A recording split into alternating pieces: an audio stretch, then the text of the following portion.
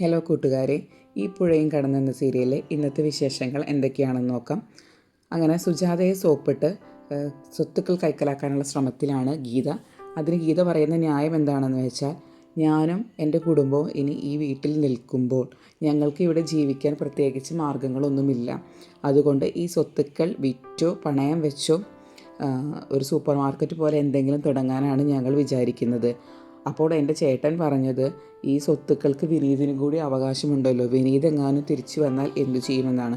അപ്പോൾ ഞാൻ എൻ്റെ ചേട്ടനോട് മറുപടി പറഞ്ഞു, അതൊന്നും പേടിക്കേണ്ട ആവശ്യമില്ല, അമ്മ അതൊക്കെ എൻ്റെ പേരിലോട്ട് ആക്കിത്തരും, ചേട്ടൻ ഭയക്കേണ്ട ആവശ്യമൊന്നുമില്ല. പക്ഷേ ഇതൊക്കെ ഗീത പറയുന്നുണ്ടെങ്കിലും സുജാത ഇതൊന്നും അങ്ങനെ കേട്ടതായി ഭാവിക്കുന്നില്ല. അപ്പോൾ സുജാത വീണ്ടും പറയും, ഗീത വീണ്ടും പറയും, ഇനി ഞാനും എൻ്റെ മോളും എൻ്റെ ചേട്ടനും ഇവിടെയാണല്ലോ നിൽക്കുന്നത്, അപ്പോൾ ഞങ്ങൾക്കൊരുറപ്പിന് അമ്മ ഇതെൻ്റെ പേരിലോട്ടാക്കി തരുമോ എന്ന് ചോദിക്കണം. അപ്പോഴും സുജാത ഒന്നും മിണ്ടുന്നൊന്നുമില്ല. അപ്പോൾ ഗീത പറയും, അവർ ഇന്ന് എൻ്റെ ചേട്ടനും മോളും ഇന്ന് ഇങ്ങോട്ട് വരുന്നുണ്ട്, വന്നു കഴിഞ്ഞാൽ ചിലപ്പോൾ എന്നോട് സ്വത്തിൻ്റെ കാര്യം ചോദിക്കും, അപ്പോൾ ഞാൻ എന്താ മറുപടി പറയുക എന്നൊക്കെ ഗീത ഇങ്ങനെ പറഞ്ഞുകൊണ്ടിരിക്കുകയാണ്. അപ്പോൾ സുജാത പറയും, എനിക്ക് തലവേദനയ്ക്ക് നന്നായിട്ട്, ഞാനൊന്ന് കിടക്കട്ടെ എന്ന് പറഞ്ഞ് കിടക്കാൻ പോകും. അങ്ങനെ സുജാതയുടെ അടുത്ത് ഗീതയുടെ അടവൊന്നും ഇങ്ങനെ ചിലവാവാണ്ട് നിൽക്കണം. അപ്പോൾ ഗീത വിചാരിക്കുന്നുണ്ട്, എന്ത് പറഞ്ഞിട്ടും ഈ അമ്മ ഒരു വഴിക്ക് വരുന്നില്ലല്ലോ, ഞാൻ ഇത്രയും എങ്ങനെയെങ്കിലും ഇതൊന്നും എൻ്റെ പേരിലാക്കണമല്ലോ എന്നൊക്കെ മനസ്സിൽ വിചാരിച്ചുകൊണ്ട് നിൽക്കണം. ഇതേ സമയം വിനീതിൻ്റെ കടയിൽ ഒരു പാർട്ടി നടന്നുകൊണ്ടിരിക്കുകയാണ്. അതിൽ ബാക്കി എല്ലാവർക്കും കള്ളും ഒഴിക്കുന്നുണ്ട്. വിനീതിന് കുടിക്കാൻ കോളയുമാണ് ഒഴിച്ചു വയ്ക്കുന്നത്. പക്ഷേ വിനീത് അബദ്ധവശാൽ കള്ള് കുടിക്കുന്നുണ്ട്. ഇത് കുടിച്ചു കഴിഞ്ഞപ്പോൾ പിന്നെ അവിടെ പാട്ട് കച്ചേരിയായി.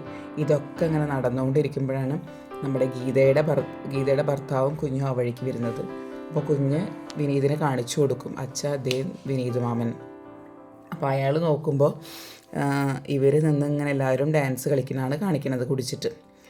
അങ്ങനെ അവർ വീട്ടിലെത്തിയ ഉടനെ തന്നെ ഗീത മോളനെ കെട്ടിപ്പിടിക്കും. അയ്യോ അമ്മയുടെ സുന്ദരിക്കുട്ടി എവിടെ, ഞാൻ മോളെ മിസ് ചെയ്തുകൊണ്ടിരിക്കുകയായിരുന്നു എന്നൊക്കെ ഇങ്ങനെ പറഞ്ഞ് മോളെ കൊഞ്ചിപ്പിക്കും.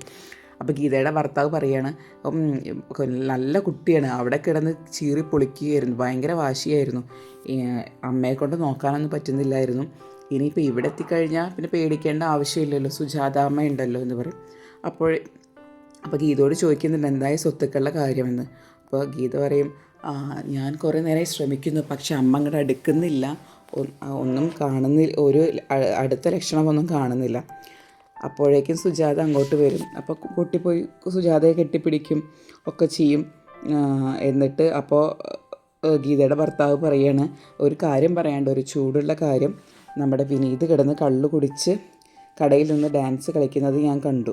അപ്പോൾ ആർക്കും അത് വിശ്വാസമായില്ല, കാരണം വിനീത് കള്ളു കുടിക്കില്ല എന്നാണ് എല്ലാവരുടെയും ധാരണ. ഇതേ സമയം ശാരദ ഗംഗയോട് വന്ന് ചോദിക്കുകയാണ്, ഗംഗയെ സമയം ഒത്തിരി ആയല്ലോ, വിനീതിനെ കാണുന്നില്ലല്ലോ. ഗംഗയാണെങ്കിൽ വിനീതിനെ കുറിച്ചൊന്നും ചിന്തിക്കുന്നില്ല. ഗംഗ അനിയത്തിമാരുടെ കൂടെ ഇരുന്ന് അനിയത്തിമാരുടെ കഥകൾ കേൾക്കുകയും അവരായിട്ടിരുന്ന് സംസാരിക്കുകയൊക്കെ ചെയ്യുമ്പോഴാണ് ശാരദ വന്നിട്ട് ഇങ്ങനെ ചോദിക്കുന്നത്. ശാരദയ്ക്കാണെങ്കിൽ ദേഷ്യം പിടിക്കും. ശാരദ പറയും, നിൻ്റെ ഭർത്താവിൻ്റെ കാര്യത്തിൽ ഉത്തരവാദിത്തങ്ങൾ നോക്കേണ്ട ആൾ നീയാണ്, അവൻ എപ്പോൾ വരുന്നു, എപ്പോൾ പോകുന്നു, എന്തു കഴിക്കുന്നു, എന്താണ് ഇഷ്ടം എന്നൊക്കെ ചോദിച്ച് മനസ്സിലാക്കേണ്ട ഉത്തരവാദിത്തം നിനക്കാണ്, അല്ലാണ്ട് അത് വേറെ ആരും ചെയ്യില്ല. അതുകൊണ്ട് നീ ഉത്തരവാദിത്ത ബോധമുള്ള ഒരു ഭാര്യയായിട്ട് പെരുമാറണമെന്ന് ഗംഗയെ ശാസിക്കും. പക്ഷേ ഗംഗയുടെ ചെവിയിൽ അതൊന്നും ഇങ്ങനെ കേൾക്കുന്നില്ല. അപ്പോൾ ശാരദയ്ക്ക് എന്നെ ദേഷ്യം പിടിച്ചിട്ട് ശാരദ പറയുന്നുണ്ട്, ഇതൊക്കെ ഞാൻ ആരോട് പറയാൻ, ആരെയാണ് ഞാൻ ഈ പറഞ്ഞ് മനസ്സിലാക്കുന്നത് എന്ന് പറഞ്ഞ് ശാരദ അവിടെ നിന്ന് ഇറങ്ങിപ്പോവുകയാണ്. ഇതേ സമയം നല്ല കള്ളു കുടിച്ച് ലക്കും ലഗാനും ഇല്ലാണ്ട് വിനീതും കൂട്ടുകാരും അവിടെ കിടന്ന് കളിക്കുകയാണ്, ഡാൻസ് കളിക്കുന്നു, പാട്ട് പാടുന്നു ഒക്കെ. പിന്നെ നിവിൻ വിനീതിനെ വീട്ടിലോട്ട് കൊണ്ടാക്കി തരാം എന്ന് പറഞ്ഞ് ഒരു വണ്ടിയൊക്കെ എടുത്ത് പോകാൻ നിൽക്കുകയാണ്. പക്ഷെ ആർക്കും ഒരു ബോധമൊന്നുമില്ല. അങ്ങനെ വണ്ടിയെടുത്ത് ലക്കുലഗാനും ഇല്ലാണ്ട് നിവിനും വിനീതും കൂടി പോവാണ്. ഇതേ സമയം നമ്മുടെ കാവേരിയും ഗംഗയും കൂടിയിട്ട് വണ്ടിയെടുത്ത് വിനീതിനെ അന്വേഷിച്ച് ഇറങ്ങിയിട്ടുണ്ട്. ഇതുവരെ അറിയുന്നില്ല. അങ്ങനെ ഇവർ വണ്ടിയെടുത്ത് പോയിക്കൊണ്ടിരിക്കുമ്പോൾ ഓപ്പോസിറ്റ് സൈഡിൽ ഗംഗയും കാവേരിയും കൂടി വരുന്നുണ്ട്. പക്ഷേ ഇരുട്ടായതുകൊണ്ട് ഇവർക്കത് മനസ്സിലാവുന്നില്ല. അങ്ങനെ അപ്പോൾ പെട്ടെന്ന് ഇവരുടെ വണ്ടി, അതായത് വിനീതിൻ്റെയും ദിവിൻ്റെയും വണ്ടി പെട്ടെന്ന് കിടന്നിങ്ങനെ ഇളകും. കാരണം ഇവർ കള്ളു കുടിച്ചിട്ടാണല്ലോ വണ്ടി ഓടിക്കുന്നത്. അപ്പോൾ ഇങ്ങനെ കിടന്ന് ഒരു ബാലൻസ് ഇല്ലാണ്ട് ഇങ്ങനെ ഓടിക്കൊണ്ടിരിക്കും.